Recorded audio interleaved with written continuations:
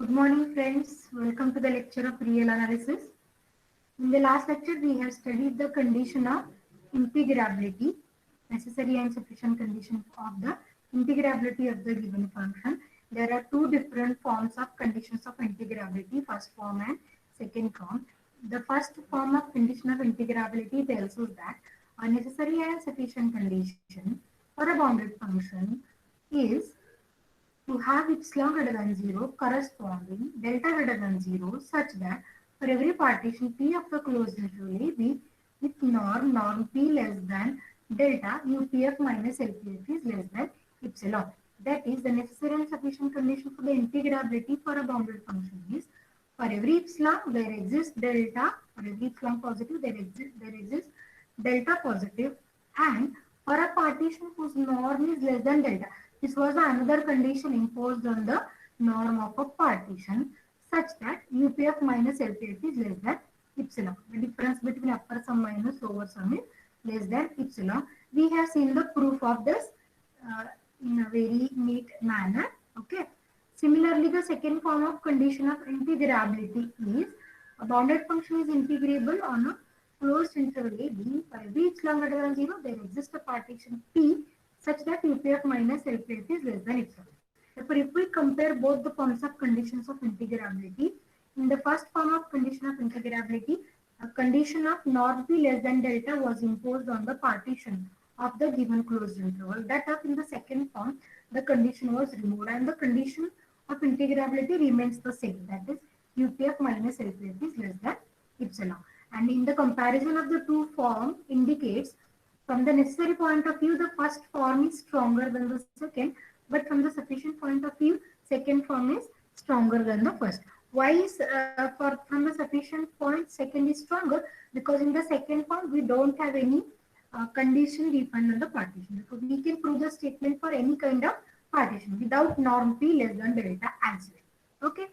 Similarly, this condition can also be stated in the limit form as limit mu p tends to 0, UPF minus LPF is equal to 0. Okay. Now this mu p tends to 0, that is norm of a partition is tending to 0. That is length of largest subinterval if it is tending to 0. This could be possible only if as this n is tending to 0. What is n? N is the number of points of the given partition. Is that clear to everyone? Now, in today's lecture, we are going to see an important deductions.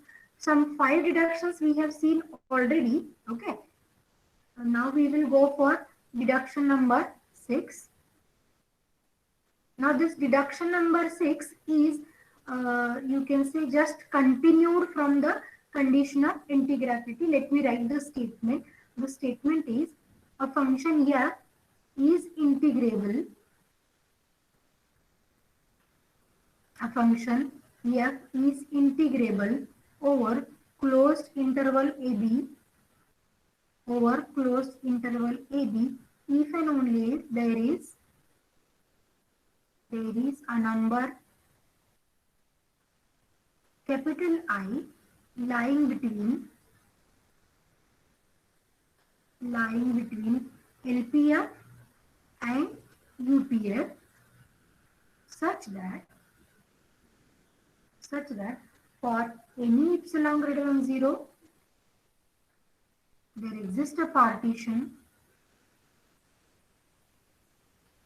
P of closed interval AB such that mod of UPF minus I less than epsilon and mod of I minus LPF less than epsilon.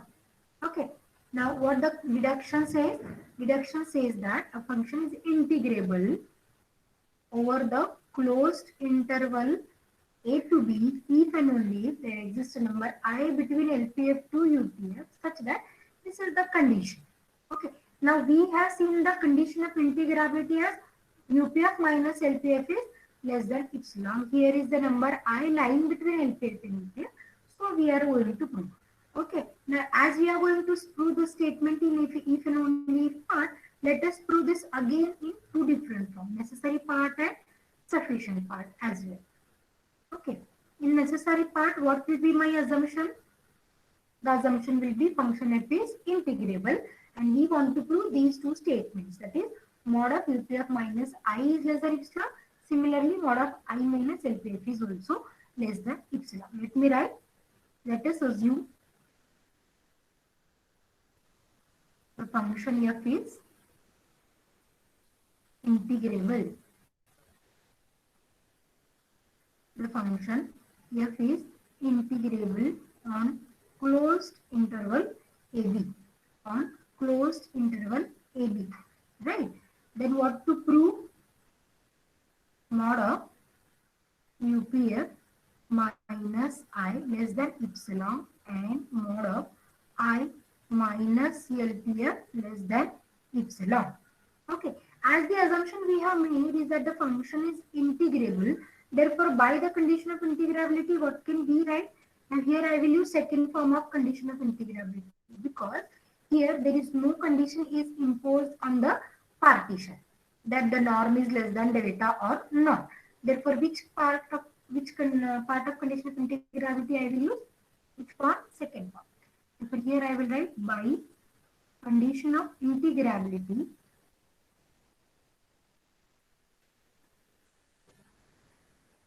By condition of integrability, in the bracket I will write second form. Second form. What the condition says?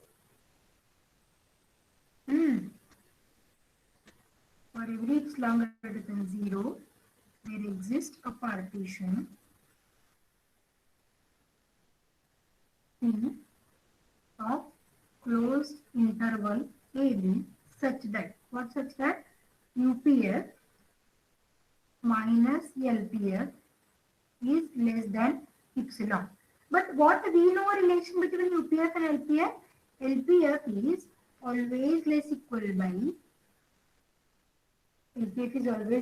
by UPF. Therefore, what about their subtraction UPF minus LPF? May I say it is always non-negative? And if this term is always non-negative, I think you will not bother if I write the modulus here. Right? We will write the modulus. Why we are writing modulus? Because we want to prove these two inequalities in terms of the modulus. Okay. Next, what is given thing to us? The number I is lying between LPF and UPF. Here I will write is capital I is the number lying between LPF and UPF. LPF and UPF then. Therefore, here I will write the number as LPF lies between LPF less than I less than UPF. That is, it lies between LPF and UPF. Now, look at this and just tell me the value. What about UPF minus I?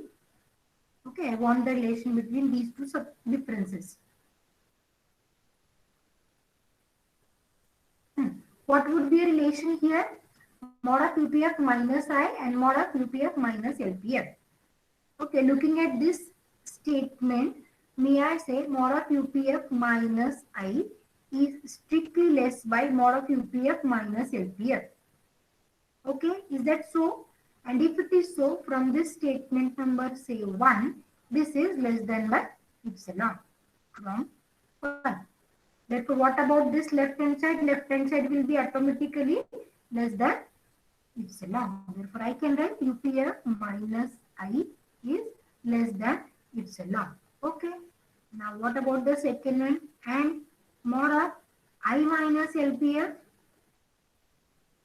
is also less than by mod of UPF minus LPF. Okay. Which is again less than epsilon from 1. From 1. Therefore, hence the proof of this mod of I minus LPF is less than epsilon. Okay. Is there any doubt with the first part of necessary part of this deduction? No, ma'am. Good. Now, what about the second part? What is given thing to us? The number I is lying between LPF and UPF. Okay, is that so? And if it is so, from this statement, may I say mod of UPF minus I and mod of UPF minus LPF. No, ma'am. Good. Now we will go for proving the sufficient part. What to assume in the sufficient part?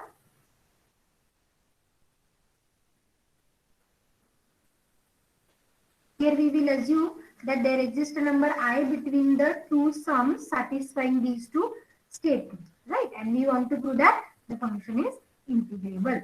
Therefore, here we will write let f is bounded on closed interval AB. Initially, only we have made it clear that the function should be bounded, then only we can check its integrability. Okay. Similarly, we will assume for every epsilon greater than 0, there exists a partition P of closed interval AB such that, what such that? Mod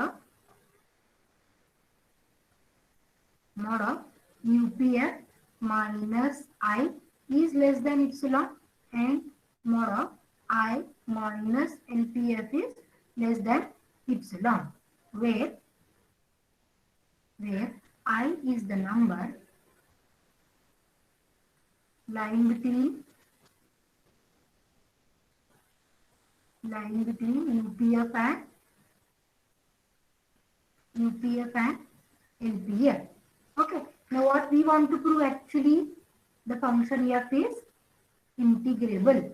Now to prove this is integrable, we will just make use of the condition of integrability. What to prove that is UPF minus LPF is less than epsilon. Therefore, what we will consider? We will consider UPF minus LPF, and our aim is to prove that this is less than epsilon. But as we are already using the modulus symbol, this term is non-negative, therefore there is no difference if I write the modulus symbol. Now, assuming the given part, let me call this as statement number 2. If you look at the statement number 2, the difference between UPF and I is known to us. Similarly, I and LPF is also known to us. Therefore, I will just try to adjust the term I between this subtraction, right? We have added and subtracted the number I. Now next part, what we will do? We will divide this sum. We will divide this modulus over this sum, and no doubt this equality will convert to less equal. Therefore, this is mod of UPF minus I plus mod of I minus LPF. Okay. Now what this equation number 2 tells us? Equation number 2 tells us that both the values are less than by, strictly less than by epsilon. But if I put both are less than by epsilon and epsilon, the sum will be 2 epsilon. But what we want to prove? Mod of UPF minus LPF is less than epsilon. Therefore, what should be the corresponding adjustment I should write? I should do in this statement number 2. Can anyone tell me? Epsilon by 2. Good. Epsilon by 2. By 2. Therefore, here I'll write epsilon by 2 and epsilon by 2. Okay. Epsilon by 2. Right. Let me tell you again, I have not forgotten to write epsilon by 2. I just want to tell you how we are making the adjustments. Right. Therefore, putting this both the values strictly less than by epsilon by 2 plus epsilon by 2 from 2. Right. Therefore, together it gives us epsilon. Therefore, what we have proved? Mod of UPF minus LPF less than epsilon, or you can write simply UPF minus LPF is less than epsilon. Therefore, by condition of integrability, may I say the function f is integrable. Hence, the function f is integrable. Which form of condition of integrability we have used? First form or second form? Second form. Second form. Good. Second form. Why? Because there is no condition on the partition. Partition norm p less than delta. It is for an arbitrary partition we have written. That's why this is due to second form of condition of integrability. The function f is integrable. Is that clear? Therefore, this is, you can say, an alternative to the condition of integrability. Okay. And this is a number I between LPF and UPF. Therefore, the one form of condition of integrability can be replaced with these two conditions. Okay. Now, this we have proved for the partition, arbitrary partition. Now, whether it is equally true for the partition whose norm is less than delta, whether this statement is equally true for the partitions whose norm is less than delta. Is anyone getting my question? Thomas Pekka? What we have proved? This is for any partition. Now I am asking whether it is true for the partition whose norm is less than delta. Yes, ma'am. Yes, it is, obviously, right now? Therefore, we will write deduction 7.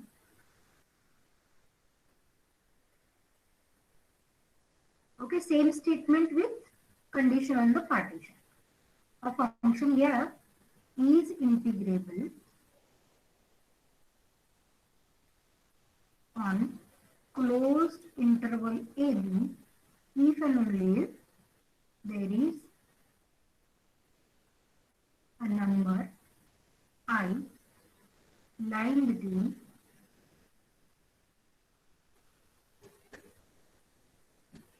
UPF and LPF such that for any epsilon greater than 0, there exists delta greater than 0 such that for all partition P with norm P less than delta, the condition we will write is mod of UPF minus I less than epsilon and mod of I minus LPF is less than epsilon. Therefore, here we are not going to prove this result because in the first induction, that is induction number 6, we have proved it is for all partitions. All word includes the partitions whose norm is less than delta. Therefore, we are not going to have the proof of this. Now we will go for the next part of the syllabus, that is integrability of some difference of integrable functions.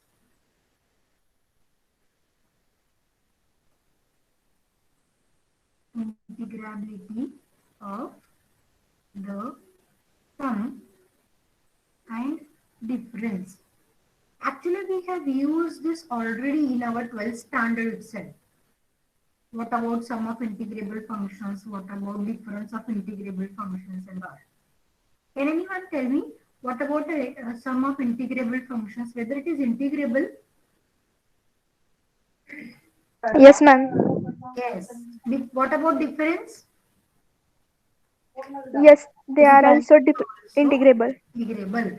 Rather, we have used it. No? What we have used? Suppose f1 and f2 are integrable functions. Okay. Suppose f1, f2 are integrable functions. Then how we are writing this? Suppose f1, f2 both are integrable. Then how we are writing integration f1 plus f2 dx? Whether we are writing this as integration f1 dx plus integration f2 dx? Yes or no? Yes, ma'am. Yes, ma'am. Similarly, this is for subtraction also. That is the difference between the two integrable functions also. Right now? Yes, ma'am. Have you seen the proof of these statements? Why this left hand side is equal to right hand side? Have you seen the proof? No. Correct, na? Nowhere we were having the proof of these statements. Integration f1 plus f2, why it is integration f1 plus integration f2. Now in today's theorem, we are going to understand the proof of this. Therefore, let me write the statement. Theorem, if f1 and f2 are two bounded and integrable functions,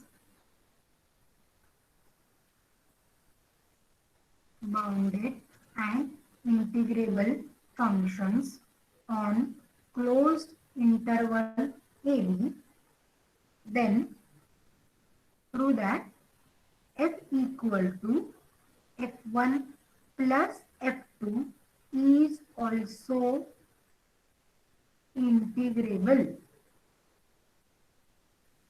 on closed interval AB and integration f1 dx a to b plus integration a to b f2 dx is equal to integration a to b f dx. Okay, isn't it the same statement we have written? Integration f is actually f1 plus f2. For integration f1 plus f2, we want to prove as integration f1 plus integration f2. Okay, till now we have used this. We have used this as an assumption. Integration f1 plus f2 is integration f1 plus integration f2. Right? Now we will go for the textbook proof of this statement. Okay. What are the things given to us and what to prove? The things given to us are, there are two functions f1 and f2 which are bounded as well as integrable, and our aim is to prove that the addition is also integrable and the addition satisfies this statement. Okay. Before proving that the addition is integrable, we must check whether this addition is bounded or not and what are the bounds of the given function. Can anyone tell me whether if we have two bounded functions, what about their additions? Whether it is bounded or not bounded? Bounded. Bounded, ma'am. Okay, it is bounded, no doubt. Okay. Now we want to find out the relation between their bounds. Okay. Let me write. Given that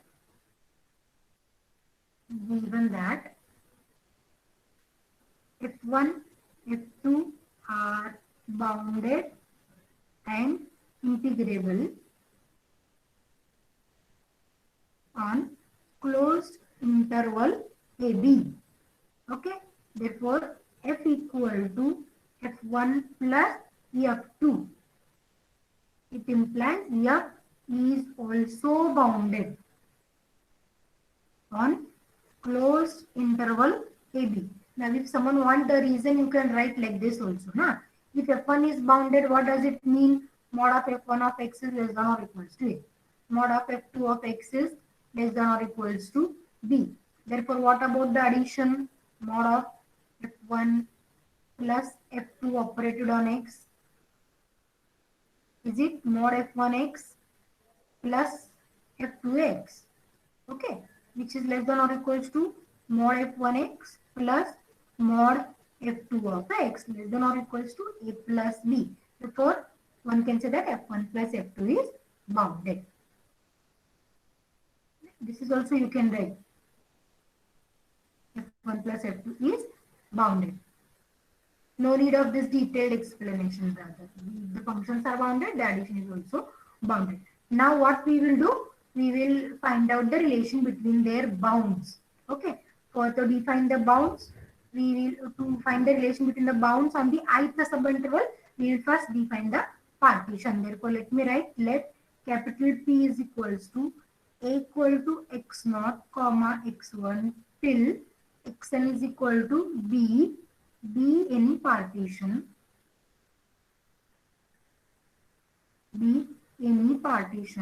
of the closed interval AB. Okay. Now look at carefully what are the symbols I am using for the bounds. Okay. Capital EMI dash and small EMI dash be the bounds. In the bracket suprema comma infima of f1 in ith subinterval. Is it clear? Single dashes are the symbols for the bounds we are using for f1. Similarly, we will use EMI double dash, small EMI double dash be the bounds of f2 in ith subinterval. Okay, and capital EMI, small mi be the bounds of f. What is f? F is f1 plus f2 in ith subinterval. Is the symbol clear to everyone? Yes, ma'am. Yes, ma'am. Capital Mi and small mi we are using as the bounds. But here we have in all three functions. Which are the three functions? F1, F2 and F. F is F1 plus F2 addition. The three different symbols we were using. Without dashes is the symbol we are using for the bounds of F. Single dashes is the symbol we are using for F1. Double dashes are the symbols we are using for F2. Is that clear? Then we want to find out the relation between the bounds of F and F1 plus F2. Therefore, can anyone tell me the relation between Mi dash, Mi double dash and Mi, capital Mi dash plus Mi double dash? What is the relation between these two and what is the relation between these two? Here it is an addition. Na? Okay. If these are the bounds, let me make your point very clear. If Mi dashes are the bounds, therefore may I say F1x lies between these two values, Mi dash, Mi dash. Similarly, F2x lies between Mi double dash and small Mi double dash. Therefore, if I add the two inequalities, may I say Mi dash plus Mi dash is less than or equals to F1x plus F2x, again less than or equals to capital Mi dash plus Mi double dash. Whether this is going to help you to tell me the relation between the bounds? From this, whether capital Mi dash plus Mi double dash will be the suprema of F1 plus F2. Yes, ma'am. Suprema?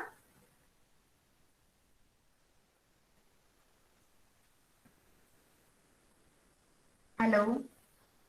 No, From ma'am. this, No, ma'am. no, it is not, right? This is an upper bound. This is an upper bound and this will be the lower bound of Lower F1 bound. plus F2. And what are the suprema infimas? We have assumed capital Mi and small Small mi. mi.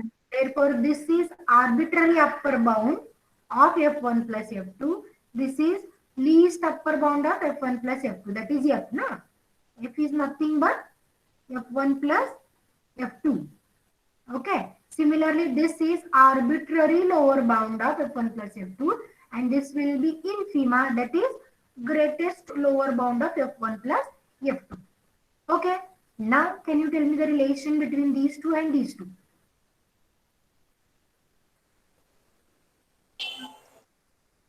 Less than equals to? Yes, it is less than or equals to, and here? Less than equals to. Yes. Actually, here I have written least upper bound and upper bound. Least upper bound is always less than or equals to arbitrary upper bound. Greatest lower bound is always greater or equal by arbitrary lower bound. Okay.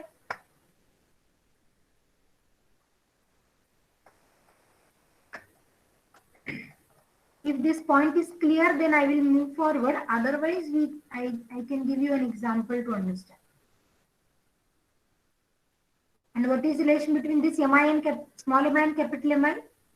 Strictly less than. Is it strictly? Greater than, less than equals to. Less than or equals. Okay. I will call this as statement number 1. And let me give you an example to understand these relations. Okay. I will change the color of my pen. Keep this point in mind. This is not to be included in the proof. Okay. Let us take one example. First example. I am taking the function as f1 of x is equal to x. Suppose it is defined on the interval 1 to 2. Okay. F1x I have taken. Then what is capital Mi dash? Suprema. And what is small mi dash? Infima on this interval.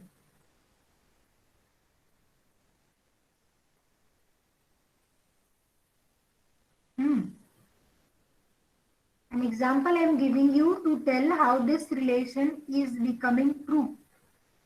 Okay, from this statement it is already clear that F1 plus F2 is having these two as their upper bound and lower bound. But still let us try to understand this with an example.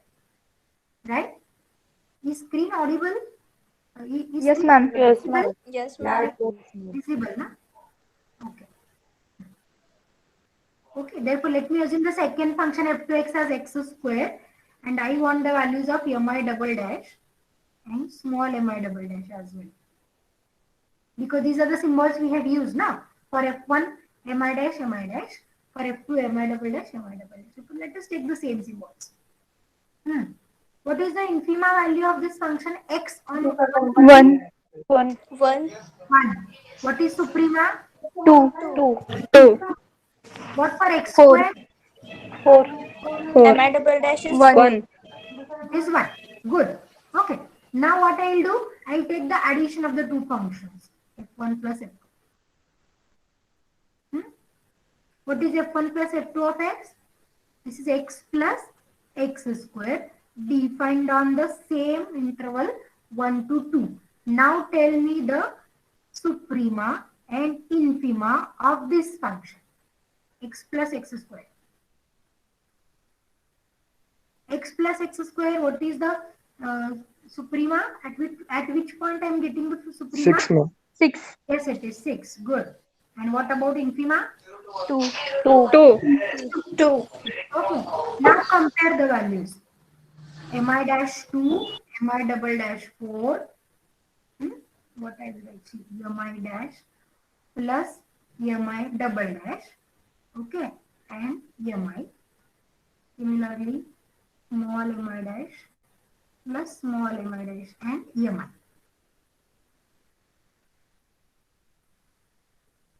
Okay. I will write infimas first. So that we will go in the same order. Infimas I'll read first. Mi dash plus mi double dash and mi, then capital Mi, and then mi dash plus capital mi double dash. Okay. Tell me the values. Mi dash plus mi double dash. 2 plus 4 it is 6. 6. And what is capital Mi? 6. Mi dash plus mi double dash 1 plus 1, na? Right? 1 plus 1 is 2. What is mi? 2. Okay, what is the obvious relation between these two? Mi is always, small mi is always less than or equals to capital Mi. But what is this relation we have obtained here? We have obtained equality. Correct, na? Now let me change the example. What the example I will change? See, I will take f1x as 2x on 1 to 2. Now the second function I will take is minus x on 1 to 2. Okay. Then what is mi dash small mi dash? Suprema of this function in the interval. 2, 2. No. 2 into 2, no? 4, 4, 4, 4. What about 4, infima? 2, It's 2, 2. What for this function? Second function? minus 1, minus 2 and No. minus 1. Suprema. minus 1, minus Suprema 1, minus 1. minus Infima 2, minus 2, minus 2. Now we will take f1 plus f2.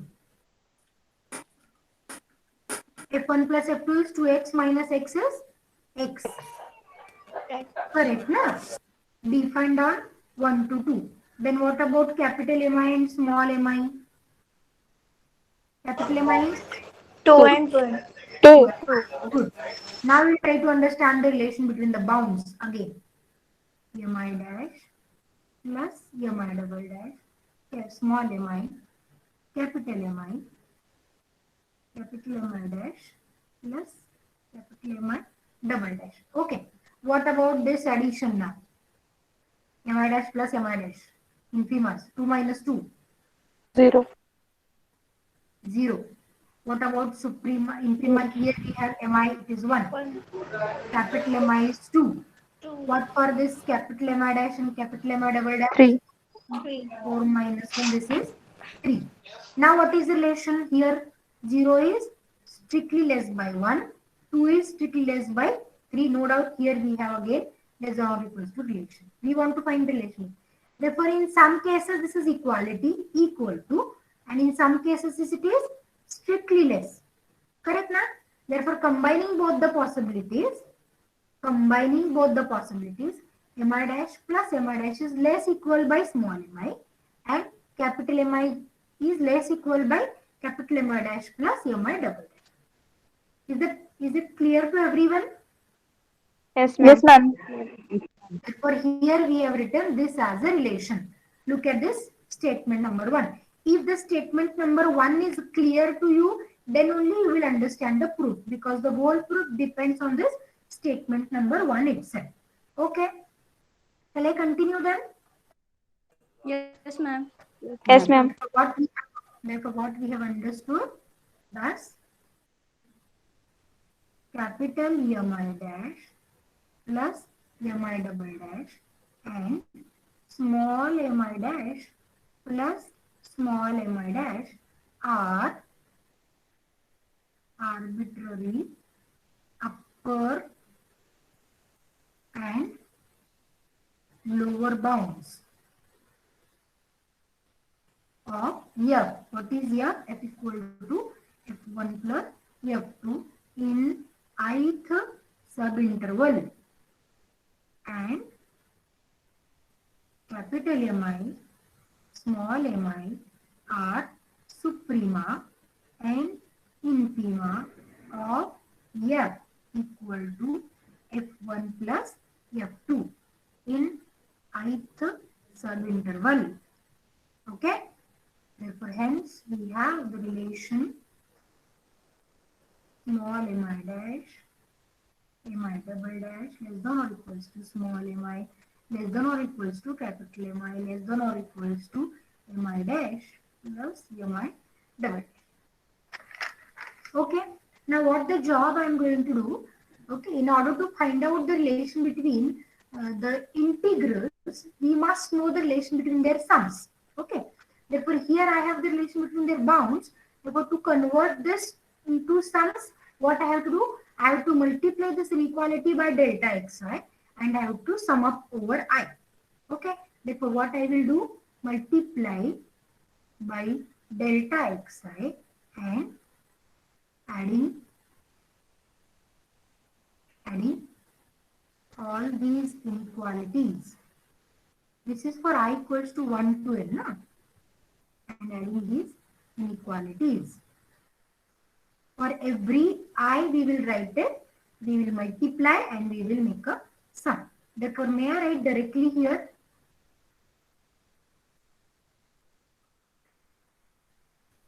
Summation I equals to 1 to n, mi dash plus mi double dash into delta xi less than or equals to summation mi delta xi less than or equals to summation capital Mi delta xi less than or equals to summation Mi dash plus Mi double dash delta xi. I equals to 1 to n, I equals to 1 to n, I equal to 1 to n. Okay, any difficulty with this? No, ma'am. Now what we will do? We will separate the sums, okay, over this addition, and we will try to write all the terms again. Let me separate. This is Mi dash delta xi plus, no doubt sum is from I equal to 1 to n, okay. This is Mi double dash delta xi less than or equals to summation Mi delta xi less than or equals to summation capital Mi delta xi, which is again less than or equals to summation Mi dash delta xi plus summation Mi double dash delta xi. Now you have to tell me every term which sum it is going to represent and for which function it is going to represent. What about the first one? Whether it is representing lower sum or upper sum? Lower sum. Lower. Lower sum. Lower sum for F1. Good. LPF1. Good. This is LP F1. What about this one? This is LPF2. LP. LPF2. What about this middle? LPF. LPF. LPF. Good. less than or equals to, UPF. less than or equals to, UPF1. UP1, UPF1. UPF2. F2. Good. Okay, this is what a relation we have constructed. Now what we will do, we will try to divide the inequality from the middle and we will write it again. Okay, so for the first part I will write LPF1 plus LPF2 is less than or equals to LPF. Second part also I will write UPF is less than or equals to UPF1 plus UPF2. What is our aim in the first part? To prove the function f is integrable, right now? To prove this function f is integrable, right? In order to prove this function f is integrable, what should I check? Condition of integrability one has to check. Therefore, what is my final aim? Somewhere I want to prove like this, no? UPF minus LPF is less than epsilon. Correct, na? Yes, ma'am. In order to prove this to be integrable. Integrable. Now look at these two inequalities we have with us. From this, we want to construct a term like this. So can you guess what should I do? What operation should I do in these two inequalities so that I will get this term, UPF minus LPF? Subtraction. If I take a subtraction, UPF minus this, LPF minus this will be there. But if I take a subtraction, minus will not generate the required term regarding these two parts. Therefore, I will do an addition. Okay, I will do an addition. Let us check. I will tell you what will happen if I do an addition or subtraction also. Adding, we get. What will get? We get equal add. This is UPF plus LPF1 plus LPF2 less than or equals to LPF plus UPF1 plus UPF2. Now, in order to generate this term, I will shift this LPF to the left and remaining term to the right.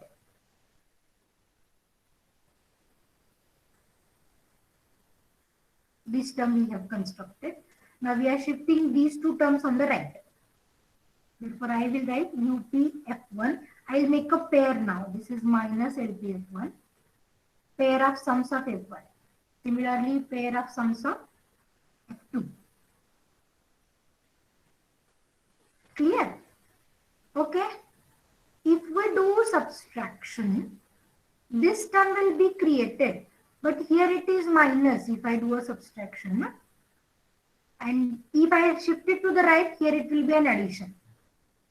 Okay. Therefore, we are unable to use the condition of integrability for these two functions F1 and F2. Right? Therefore, Yes, we ma'am. cannot do subtraction. We have to do an addition. Okay. Now look at this term carefully.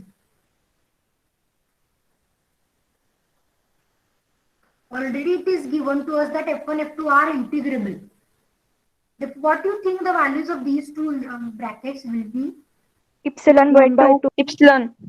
Epsilon. But if I write epsilon, combined it will give us 2 Epsilon by 2. Epsilon by 2. epsilon by 2. Therefore, what I will do, I will call this as statement number 2 and we will write since F1, F2 integrable, condition of integrability give us both the terms to be less than epsilon by 2. Since F1 and F2 are integrable, students has to mute themselves for any epsilon greater than 0. You can choose delta greater than 0 such that for any partition P with norm P less than delta. Which condition I am using? Which form of condition? First form. First form. Yes. From the condition of integrability. What is the condition of integrability for function f1? This is up f1 minus LP f1 is less than epsilon. For f2, this is up f2 minus LP f2 is less than epsilon. But if I write epsilon, here this equation number 2 generates an addition to epsilon. Therefore, we will make a corresponding change epsilon by 2 and combinedly I will call it as 3. For putting the value into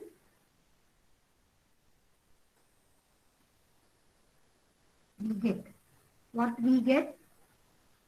The left hand side of 2 is UPF minus LPF, okay, which is less than by now epsilon by 2 plus epsilon by 2 is equal to epsilon. Hence, what we have proved, UPF minus LPF is less than epsilon. Therefore, may I say, thus the function f is integrable. Function f equal to f1 plus f2 is integrable. Is it clear? Yes, ma'am. Yes, ma'am. What remains? It remains to show the second part. What is the second part of the proof? This we have proved that the function is integrable. Now it remains to prove this statement that is addition of integration of an addition is addition of their integrations. Okay, let us prove this part. This will be part 2 of our proof. I will write this as part 2. Now, in order to prove this, I will write to prove that integration f1 integration f2 is equal to integration f dx. Okay. Now, in order to prove this, no doubt we are going to use some statement of the previous part and we are going to make use of the Darboux theorem. Let me write, since f1, f2 are integrable and epsilon be any positive number, by Darboux theorem, there exists delta greater than 0 such that for all partitions P whose norm P less than delta we have. Okay. Now in this form we are going to use the Darboux theorem related to upper sum for both the functions f1 and f2. What the theorem says, UPF is less than upper integral plus epsilon. Correct now? Now this statement I am using for f1.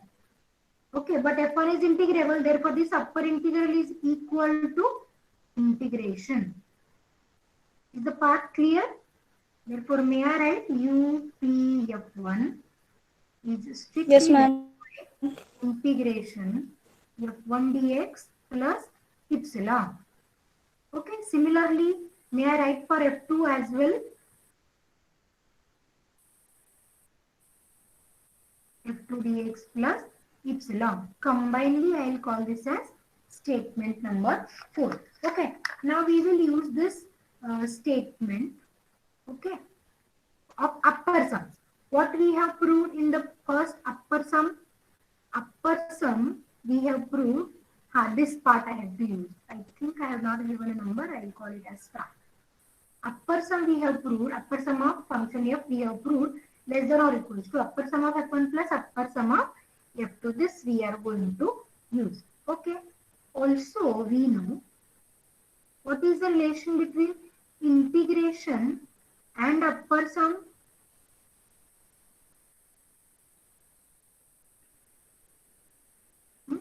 Less than or equal to. Yes, it is less than or equals to. If it is upper integrable, this is no doubt least upper bound of the upper sums and this is arbitrary upper sum. Therefore, this relation holds, but as the function is integrable, therefore, may I write directly integration a to b f dx is less than or equals to UPF. Okay. Now, this UPF I want to write less than or equals to UPF1 plus UPF2. From which equation? From star equation. I forgot to give the number to that equation, right? So this is integration a to b f dx less than or equals to UPF1 plus UPF2. But what we have written just now, UPF1 plus UPF2 is less than by these two from 4. Therefore, let me just put the value from 4. This is integration a to b f dx. Now this is strictly less by integration plus epsilon integration f1 integration f2 dx plus epsilon. But if I write epsilon plus epsilon, again it is getting 2 epsilon. Na? Therefore, let me do an adjustment. What should be an adjustment here? Epsilon by 2. Epsilon by 2. Okay. Therefore, here as it is epsilon by 2 and epsilon by 2, together it will give me epsilon. Therefore, this statement is integration a to b f dx is strictly less by integration a to b f1 dx, integration a to b f2 dx plus epsilon. Okay. Now, what will happen if I remove this small epsilon on the right side? Since epsilon is arbitrary positive number.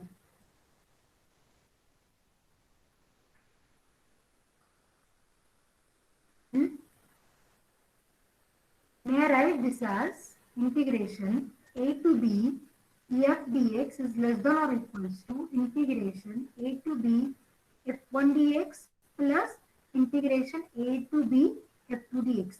A small positive number we are removing from the right hand side. So for this strictly less becomes now it is less and equal.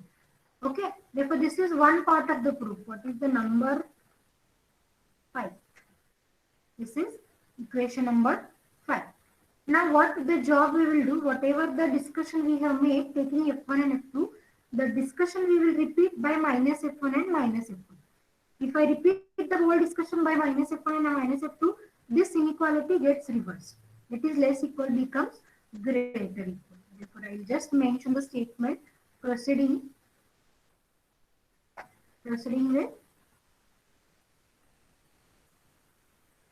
minus f1 and minus f2 will get. What will happen if I replace f1 and f2 by minus f1 minus f2? Is it the integration negative? F is f1 plus f2. Therefore, what will happen if I replace this by minus f1 and minus f2?